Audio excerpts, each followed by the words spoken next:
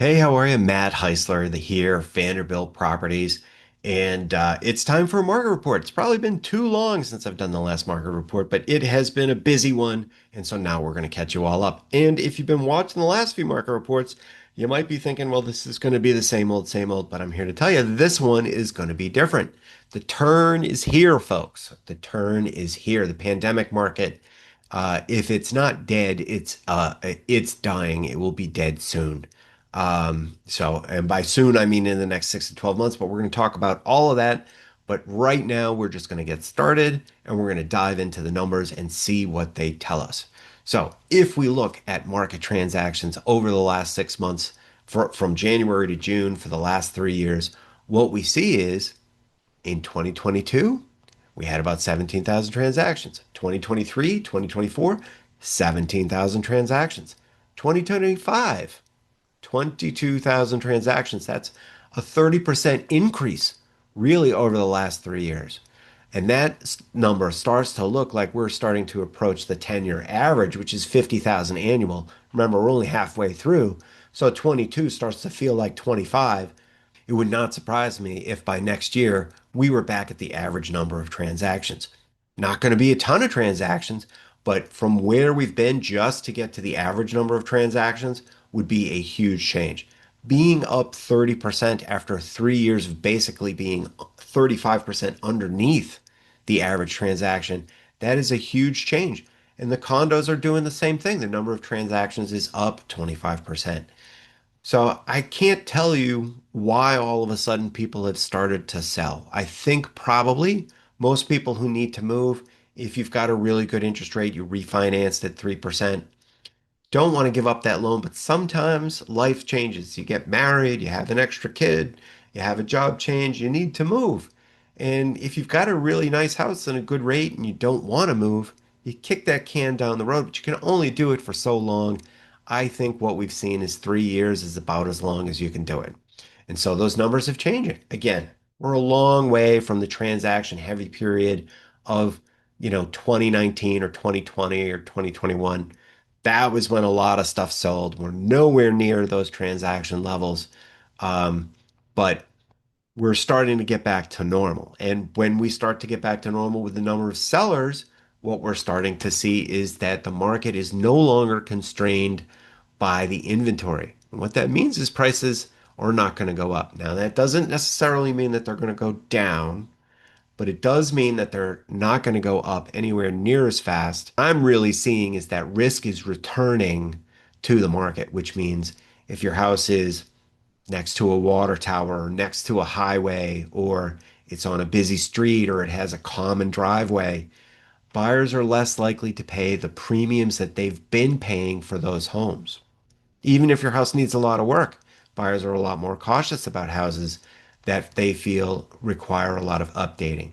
So that means your marketing and your pricing strategy, if you're a seller and your home is a little bit less than perfect, that's really starting to become uh, more important, okay, to make sure that you can capture buyers when they come through because traffic for sure is way down. And traffic is down because there are more houses than there are highly motivated buyers. I still think there's more buyers than sellers, okay? But the ones that are highly motivated and need to buy in the next month, there's not enough of those to go around, which is why the inventory is building. But it's not building quickly, right? I mean, inventory is way up over the February lows, but it's probably doubled, but it's still probably short of normal, right? So we're still about 20% off of normal, just as the transaction count is still quite a bit away from, normal. So other places that I look to see if we have market weakness, as I've been tracking in these other reports, if you look at rentals, rentals are also way up. They're up almost 40%. And I said, when the rentals start to rise, what that's going to do is start to suck first time buyers and even other buyers, even people who are waiting for the market to sort of sort out, it's going to force them into rentals because renting is a better deal than buying, right? So if rental prices come in, then you're going to start to see a lot of the excess demand get washed out. And that's what we're seeing. That it's very obvious to me that the rise in the number of rentals is decreasing the number of buyers that are out there, especially first-time buyers. Um, if you just look at the number of single families that are on the market, that's up by about 20% year over year. And the number of houses over a million has more than doubled. Okay, so we've seen that amount of inventory really rise. So now, I mean, I am doing this in June, and these numbers can move around a lot seasonally, but there's not a lot of debate that they're up. Okay, so for the year, I expect prices to probably end up being flat, right? And that's because a significant number of houses are going to have to cut prices to find buyers, and they are definitely doing that. And so they're going to drag down the average, but some houses, a small percentage of houses that don't need any work and are in very ideal locations for the town that they're in, they're still getting the old prices. They're not having trouble, but there's not enough buyers to go around. So in order to encourage people to buy houses that have flaws in certain price brackets, sellers have had to come in. Uh, what we have seen though is that the days on market has actually come in over the winter. That's not that strange. But what it tells you is that sellers, instead of holding on and holding out to make sure that they get certain prices, have been cutting. That's not my favorite stat to really determine anything, but I just pass it along as we go through. Sometimes it tells you something interesting. Going forward, the number one question on everyone's mind, certainly on mine, is whether or not inventories are going to continue to build. Are sellers going to keep selling? Now, if you look at the last 3, 4 years, and in fact, probably 8 out of the last 9 years, sellers stop selling right around now, right around the July 4th weekend. They stop coming on the market in droves. So, in fact, about 10% of the active inventory has been listed in the last week, right? 10% of all the houses for sale have been listed in the last 2 days. That's pretty remarkable, but that's not going to keep happening, right? Usually by July 4th, those numbers start to dwindle. And by the time we get to August, they're down to a trickle of what you see in May and June. But we're at an inflection point. When you're at an inflection point, sometimes the market doesn't do what you think it's going to do. Some sellers may be worried that the market's going to deteriorate and they may try to sell this year instead of waiting until next spring, in which case the inventory will still come on and actually exacerbates the problem, which is that prices are flat and there's too much inventory for everyone. So we really don't know. I suspect that the inventories are going to tighten. I don't think they'll tighten the way they have the last couple of years, but it would not surprise me if they tightened about 20% instead of the 30% that we've seen over the last 3 years or so. So I still think it'll be a good seller's market, but it's definitely going to be a little bit harder to sell certain houses, right? Which means buyers need to be aware very clearly about the risks that they're taking on. And it's going to be a little bit more difficult to go through the comps. I really wouldn't look at any comps in April or May of this year, um, or definitely not March. Like March looks to me like it might have been the peak.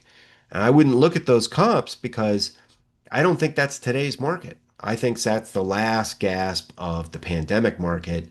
And I think that's over. I think we're in a new market and you need to be very careful about using that data. Um, but that doesn't mean that the sky is falling, right? It doesn't.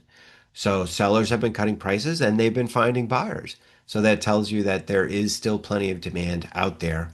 Um, but it's definitely more risk averse, it's more cautious.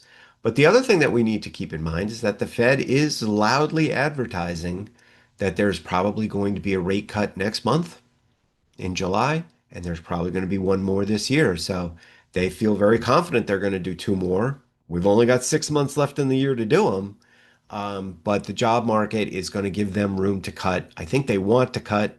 I think if it hadn't been for the tariff tantrum, I think they would have cut already. So I do think that that is something that's going to happen. But the question is, if they cut half a rate or a quarter point or half a point, is that going to bring buyers back? Well, it's not going to bring them all back, right? Like if rates go from 6.75 to 6.25 or 6, right? Like that's not going to get everybody back, right? That's not 3. Six is not three, but it's going to get some people back. I mean, it's going to make a difference in what the prices look like. So I think if you're a buyer, one of the things that you should be thinking about is this might actually be the best time in the next 9 months to buy a house right now, this summer. Because if the inventory starts to dwindle and the rates get cut and the buyers start to come back, we may start January and February with not a lot of houses on the market again for the fifth year in a row. And if interest rates are lower, they're probably still going to be lower next year. So maybe we don't really get the extra inventory that we got this year, especially if the rental numbers continue to deteriorate. If rentals keep getting cheaper, it's hard to know exactly when the best time to buy a house is going to be. So but this, believe it or not, this could actually be the low point in the next 9 months, and why buyers should definitely be paying attention. And if they see something they like, they should probably be aggressive about going after it because, again, there's a lot of scenarios from here where inventories tighten and prices start to go up again. But for the moment, they are not. They are not. All right, so hopefully this was a good report for everyone. Again, don't have a crystal ball. A lot of factors moving here. A lot more transactions out there. A lot more people listing. Buyers being aggressive, but still being a lot smarter about what to buy. Inventory standing around. Rate cuts coming. And then, of course, the news cycle, which seems to keep everybody on the edge of their seat at least every 2 weeks. I definitely think if the news cycle calms down, people will probably go back to buying houses, and the inventory numbers could probably change. But right now, the sellers are working to find where they can sell their property. They are out there looking for buyers, and that means that it's a good time to buy. So before you sign that lease, make sure that you've taken a look around because there are probably a few sellers who'd love to hear from you. So that's the report today, and we'll see you in 6 months.